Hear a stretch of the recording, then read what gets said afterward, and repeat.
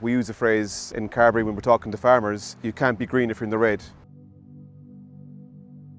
My name is Enda Buckley. I'm the Director of Sustainability at Carbery Group. So Carbery is a food ingredients company based here in West Cork. It's owned by 4 cooperatives, Bandon, Barryroe, Dreenal Savard. It's got 1,180 dairy suppliers, so we've got a strong and rich dairy heritage. And there's 3 divisions to Carbery. So there's the dairy division, best known for its cheese, and Dubliner cheese would be one of our flagship projects. Then there's the ingredients division, so where we make all our whey protein ingredients, whey protein isolates. And then we have a flavours division which goes under the Synergy banner.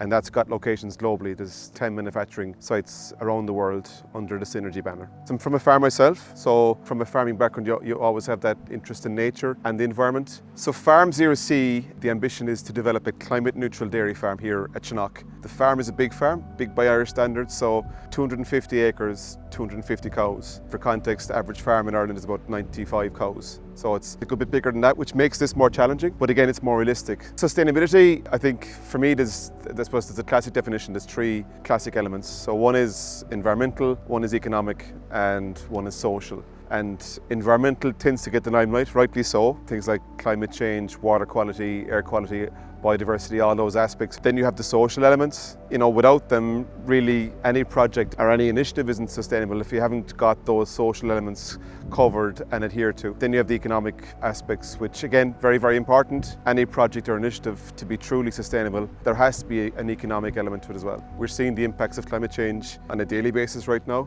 So there's a huge emphasis at farm level on climate change. There are challenges, and I think we'd be naive not to say if there wasn't. The nitrates derogation, I guess, is a bit of a cloud hanging over the industry at the moment, and that's very much to the forefront of farmers' minds. But farmers are doing huge things on water quality, and we're certainly seeing that here in West Cork, and it's happening across the country. With this project, which we started back in 2019, we've seen an uplift in production of 8.2%.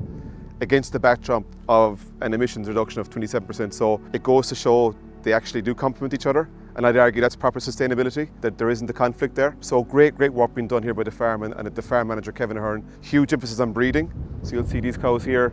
It's a crossbred herd. They're a mixture of Jerseys and black and whites. The big one for me in terms of why would you pursue sustainability is it actually makes financial sense. And again, that's proper sustainability. More money in the farmer's pocket, obviously leaving the farm in a better state for the next generation, which is always at the foremost of farmers' minds. So, that custodian of the land element is very, very, very important. And, doing the right thing.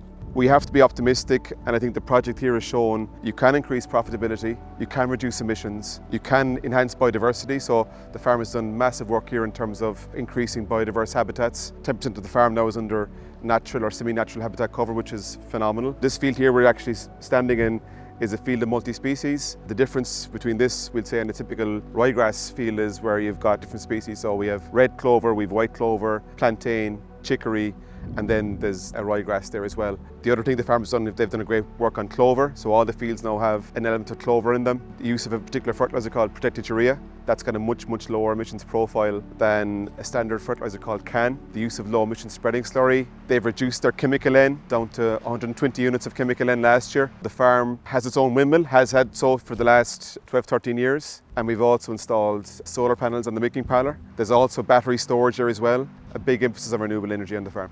So interestingly, within the project we have what we call 10 replicator farms. These are farms that are very closely attached to the farm, and they're the early adopters of the stuff that's working. So those farms are scattered around West Cork. Through the course of the year we have lots of visiting groups. It's very much open source here. We're very, very keen to get the learnings out to the wider farming population. I'd be very optimistic. I know there's a challenging climate right now in more ways than one, but you look at the sector, you look at where agriculture has gone in the last 30, 40 years, it's phenomenal, the change. And farmers are resilient, they're very, very savvy operators in terms of their businesses. So I think we need to support them more, but I would be optimistic, I would.